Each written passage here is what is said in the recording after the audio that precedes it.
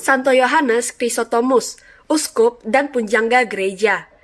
Tuan, janganlah bersusah-susah, sebab aku tidak layak menerima Tuan dalam rumahku. Sebab itu, aku juga menganggap diriku tidak layak untuk datang kepadamu. Tetapi katakan saja sepatah kata, maka hambaku itu akan sembuh.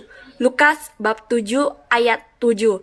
Teman-teman yang terkasih dalam Tuhan, hari ini gereja memperingati Santo Yohanes Chrysostomus, uskup dan punjangga gereja. Siapakah dia? Yohanes lahir di Antioquia, Syria tahun 344 dari sebuah keluarga bangsawan. Ayahnya Secundus, seorang bangsawan di Antioquia dan komandan pasukan berkuda kerajaan.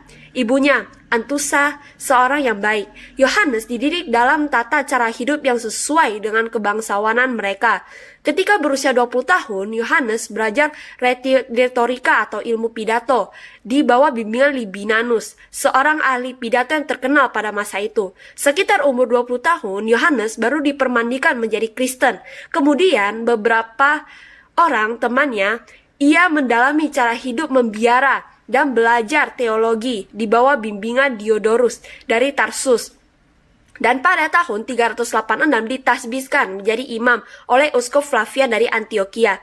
Ia ditugaskan mewartakan Injil di Antioquia dan keahlian berpidatonya dimanfaatkan dengan baik untuk menyampaikan ajaran Tuhan kepada umatnya. Khotbahnya menarik dan mendalam. Ia menguraikan makna kitab suci dengan menerangkan arti setiap kitab suci bagi kehidupan. Semenjak itu, Yohanes menjadi seorang imam yang populer di kalangan umat. Yohanes dikenal sebagai seorang uskup yang saleh.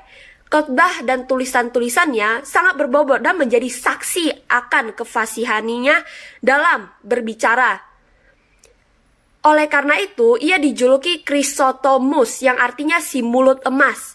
Dalam khotbah dan tulisan-tulisannya dapat terbaca keprihatinan utama Chrysostomus pada masalah keadilan dan penerapan ajaran kitab suci, baik oleh umat maupun oleh rohani-rohaniwan.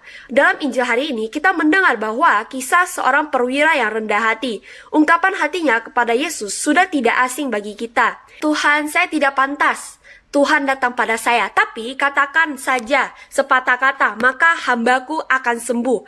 Kita meneladani kedua tokoh ini yang bersungguh-sungguh beriman kepada Yesus, dan kita menyediakan waktu yang cukup setiap hari untuk berdoa dan memuji-muji Allah, membaca dan merenungkan sabda Allah.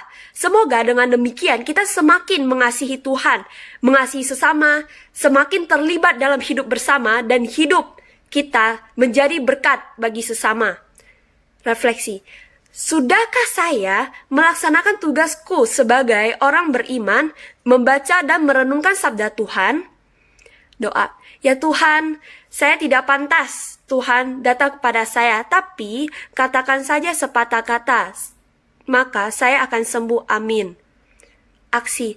Berdoa, membaca sabda Tuhan, dan belajarlah dengan rajin. Oke?